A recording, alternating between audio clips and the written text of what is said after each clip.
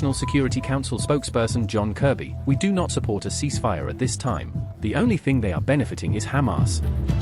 Zelensky, "The hesitation encourages Putin." UN worried about prisoners of war, says UN Under-Secretary General Rosemary DiCarlo. Queen Margaret II of Denmark will abdicate, leaving the scepter to her son.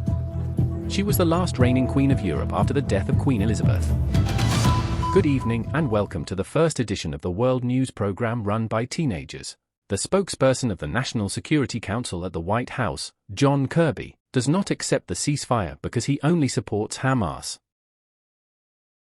Yet. I'll just tell you that we do not support a ceasefire at this time. And I think it's important. The White House reiterates that the United States does not support a ceasefire between Israel and Hamas in Gaza. White House National Security Council spokesman John Kirby said in a briefing with reporters, "We do not support a ceasefire at this time. And there is no change in that, because we believe that at this time it would benefit no one except Hamas." Kirby says the USA supports a humanitarian pause, but not a general ceasefire at this time. And regroup for additional attacks on the Israeli. Volodymyr Zelensky, Western hesitation encourages Putin, UN worries about prisoners of war. Volodymyr Zelensky said, "Western hesitation encourages Putin." The United Nations remains very concerned about the prisoners of war remaining in the Ukrainian conflict.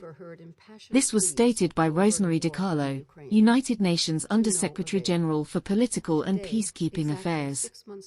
"We remain very concerned about the situation of the remaining prisoners of war," DiCarlo said during a UN Security Council meeting on Ukraine. On January 14th, Queen Margaret II of Denmark will abdicate the throne, leaving the scepter to her son.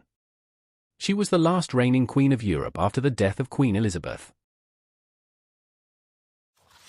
Jeg har besluttet, at det nu, der er det rigtige tidspunkt. On January 14th, Queen Margaret II of Denmark will abdicate the throne, leaving the scepter to her son. She was the last reigning queen of Europe after the death of Queen Elizabeth. The continent, however, still sees on the scene numerous queen consorts and also many young heirs to the throne of various countries who in the future could be important protagonists on the international scene, having been educated not only to cover symbolic roles but are also prepared to manage large economic and geopolitical realities in the international field.